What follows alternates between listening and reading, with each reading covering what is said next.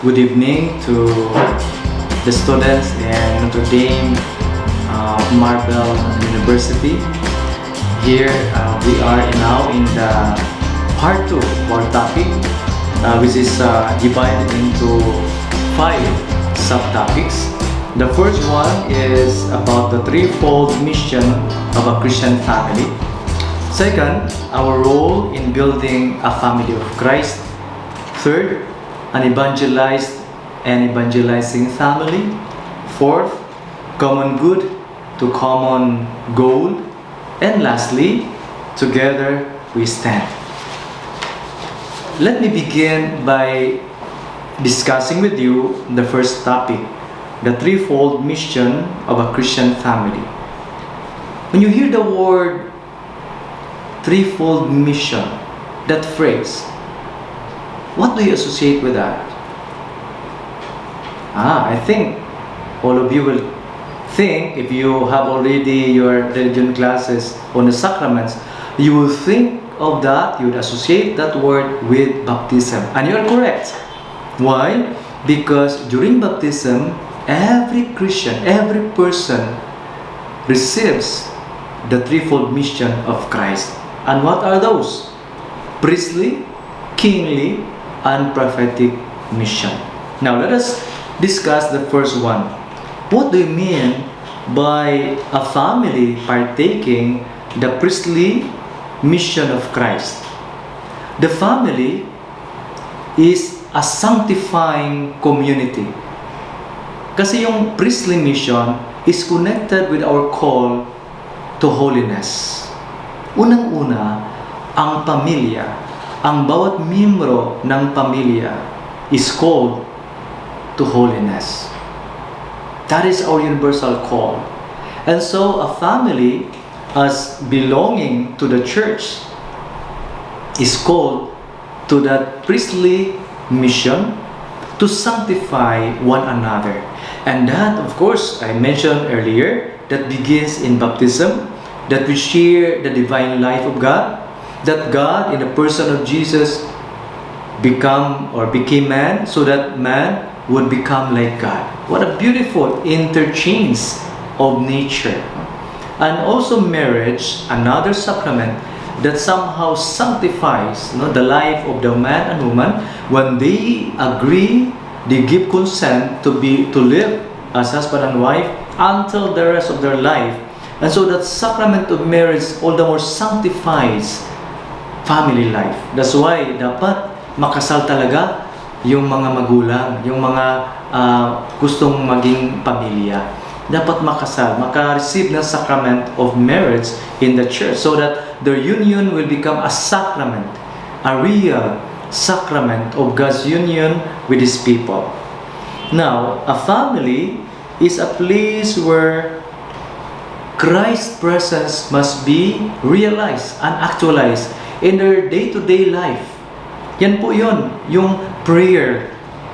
When the family prays together, when they go to church to receive the sacraments, then they sanctify themselves and they help the members of the family being sanctified. And not only that, but due to that call to holiness, they must also pray for one another.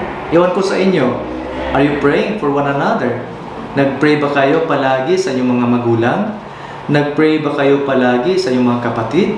That is also an expression of being sanctified and a sanctifying community as a Christian family. Second, family is a kingly community. Diba? Ano yung nasa isip nyo pag marinig nyo yung king? Ba yung king parang powerful? Yung king parang he's the one ruling, dictating? No, that should not be the case in a Christian kingly life. Why? Because being a king means service. That is from the Greek word diakonia. Diakonia is a life of service. That to make the family as a kingly people, they must love to serve one another. That is a loving service, selfless loving to one another.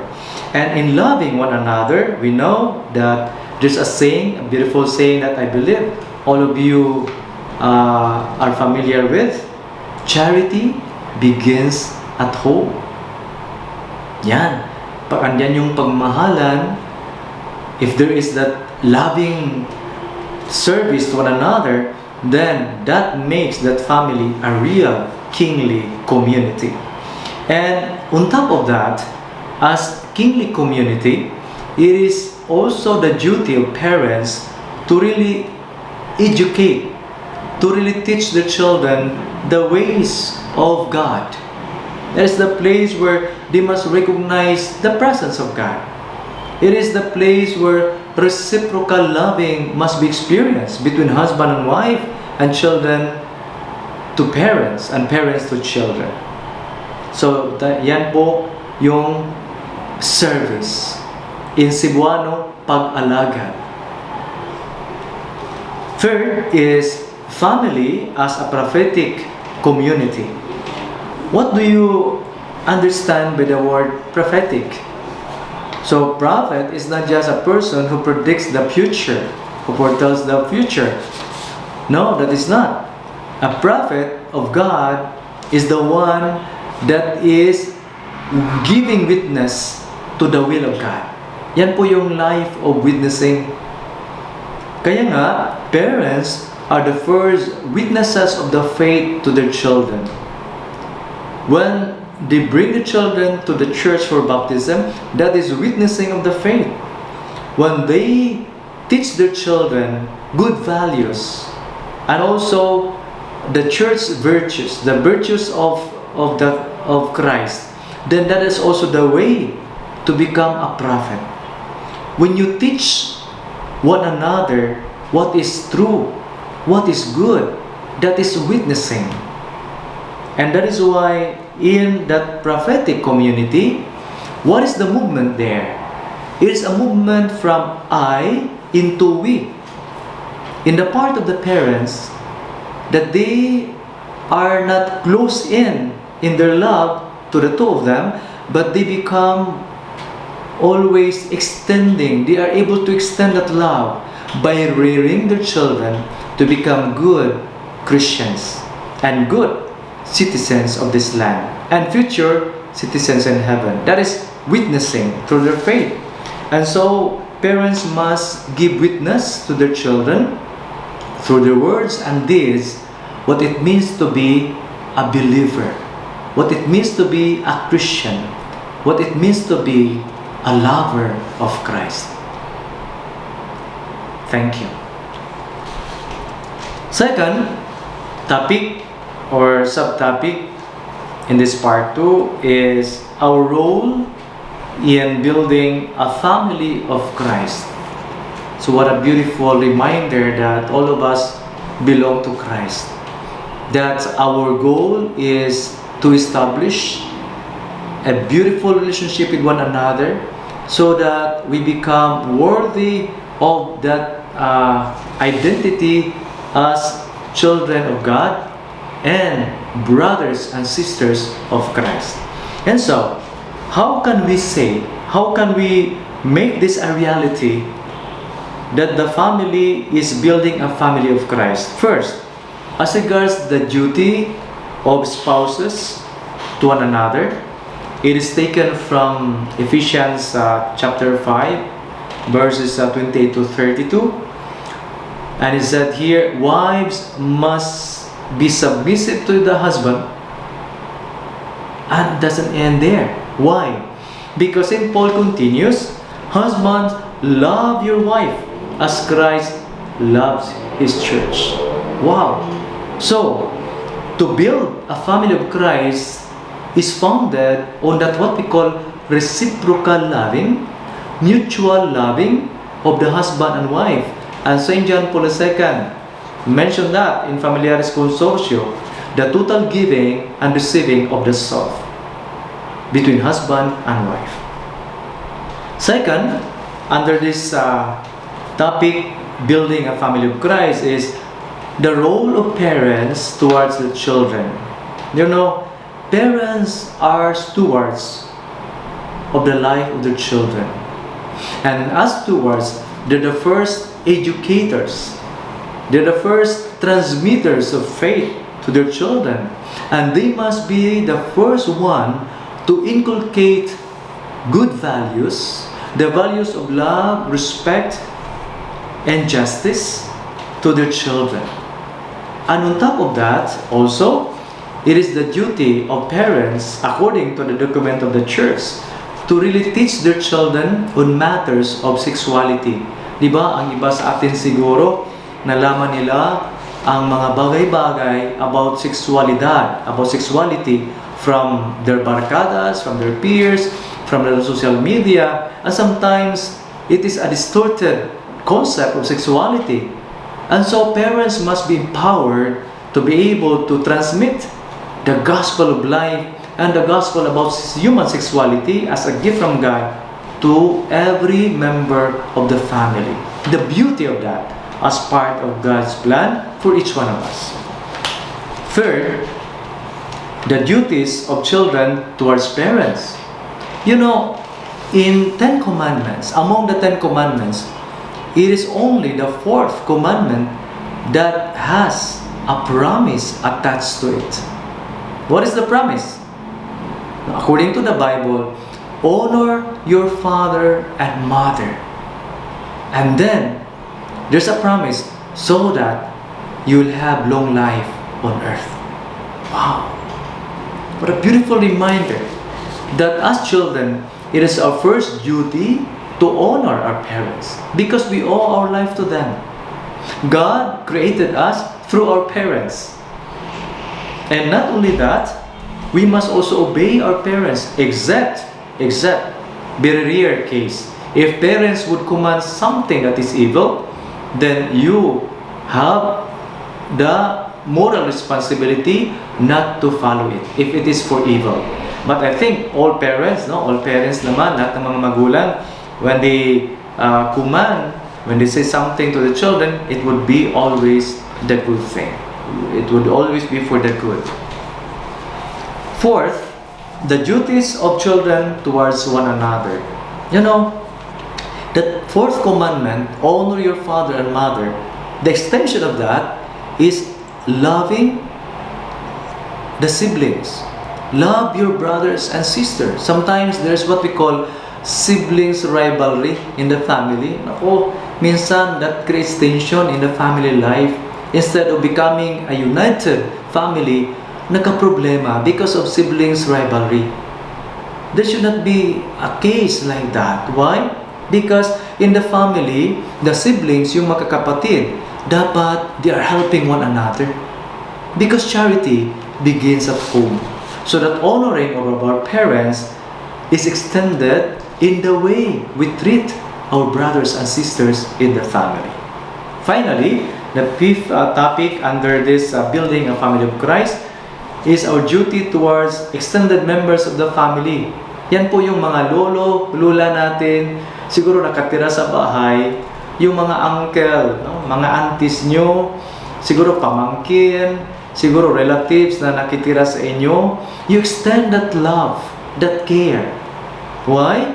Because that is part still of the 4th commandment, honoring the elders, honoring our parents, by honoring those people who are part of our family life.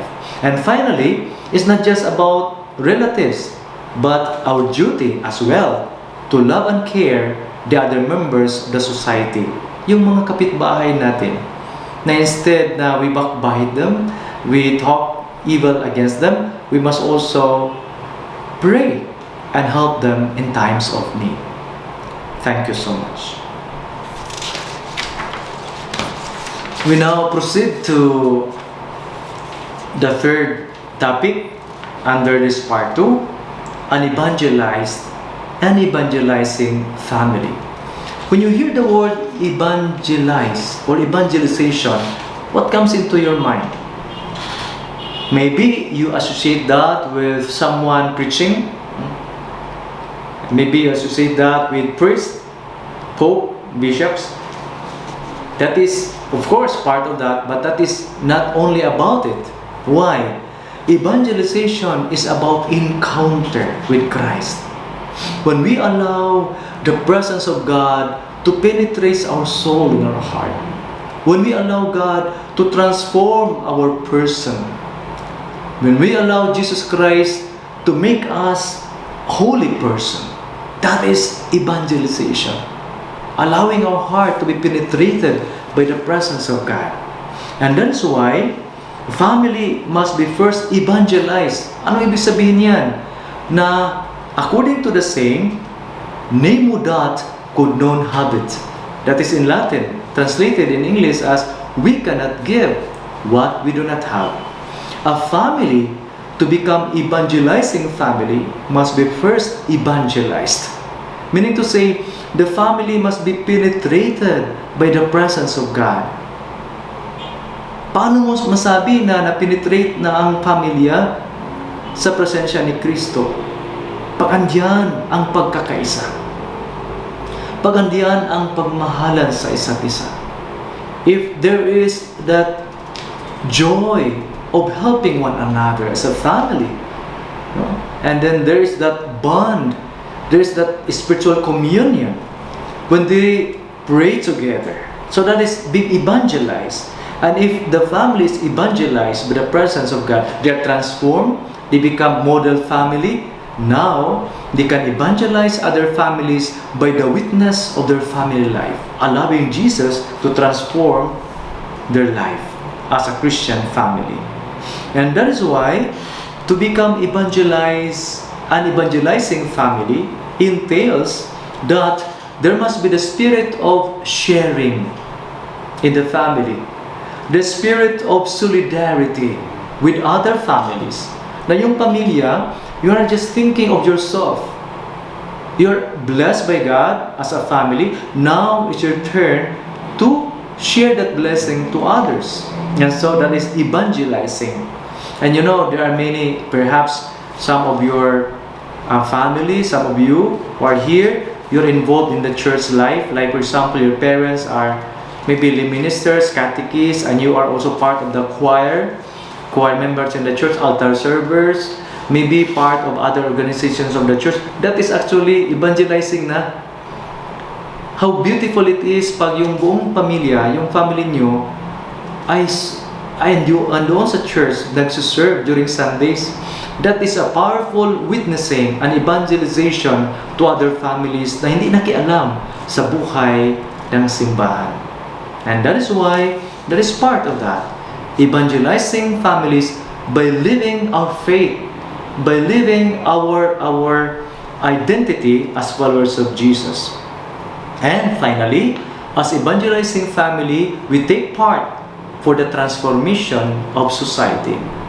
For example, during election, baka yung iba sa inyo sabi, ay wala namang mapili, mag-boycott lang ako, hindi na tayo buboto. You know, part na siya sa ating, what we call our right to cast vote.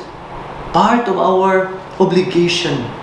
And we choose our leaders based on our individual conscience, prayer, no, we have to pray to God, whom to vote for the good of our society, for the common good. And if you take part, active part in politics, in economic life, in social life, and you help transform the society, then you are evangelizers. Thank you. We now come to the fourth topic, and the title is quite interesting: Common Good to Common Goal. What do you mean by common good? The common good is part of the social teachings of the church that talks about all conditions that can be provided, may it be in the family, in the society, in economic and political life, that would promote and help us to reach our authentic human life and fulfillment of our person. That is why common good is very important as a goal, no? As a goal of every person, same time the goal of every family. And so, that is why the church must safeguard every family. Dapat tayong lahat pro-family. And not only the church, but even the society, even the political government entity must protect family life. Why? Because what happens to the family will have an impact to the society. Diba?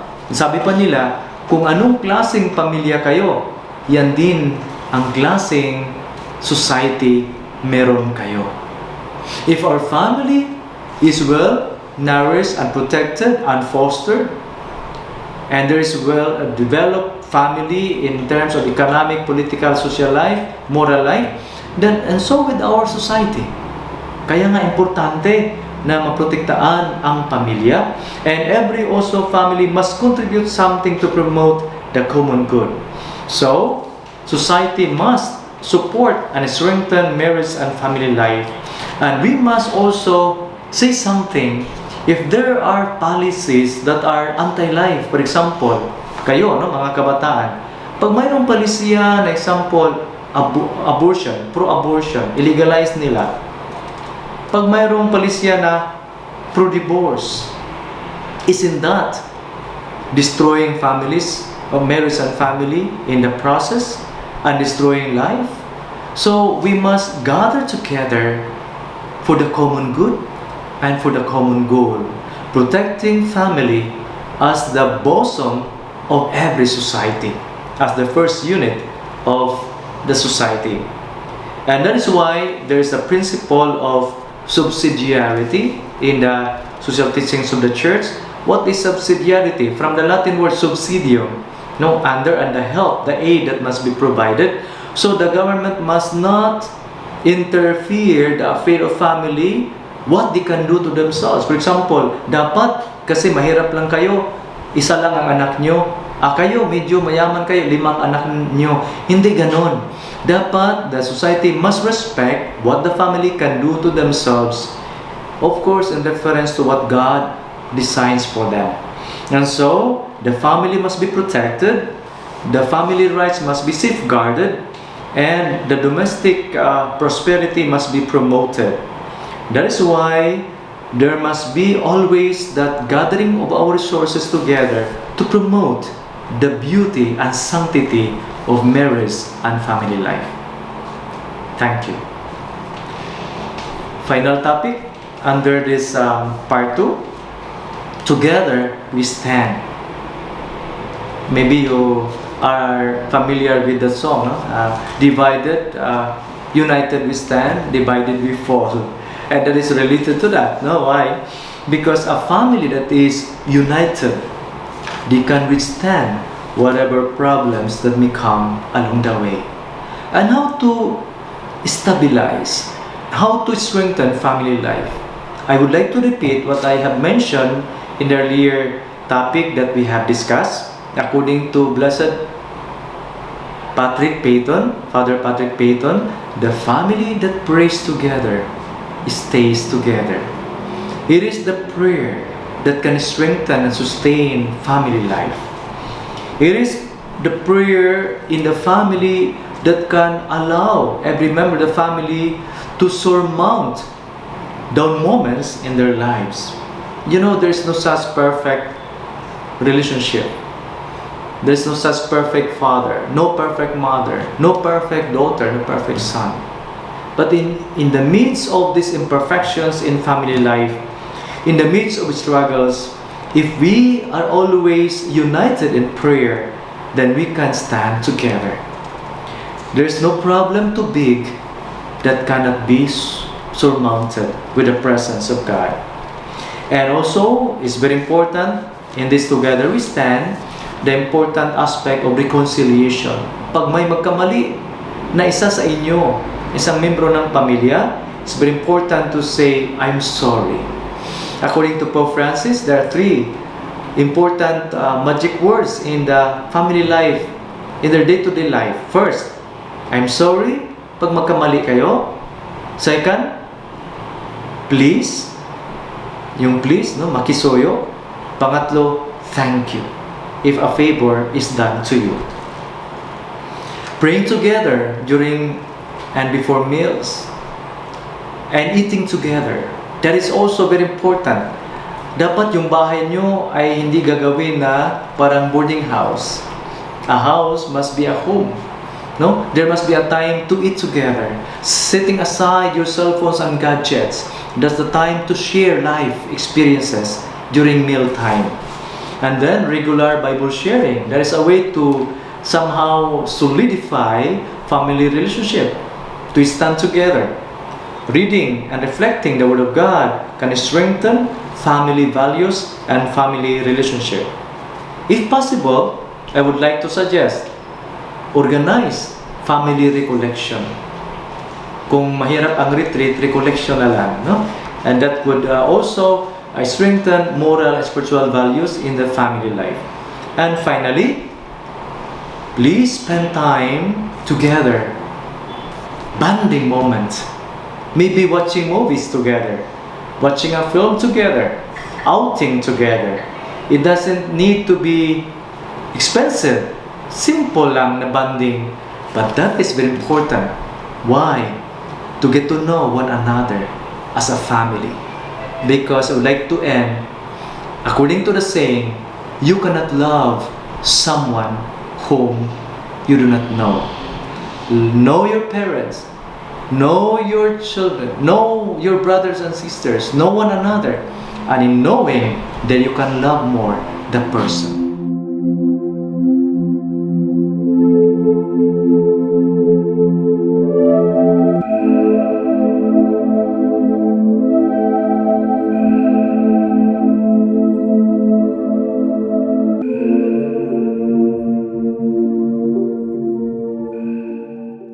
Thank you so much to all students of the Notre Dame Marble University.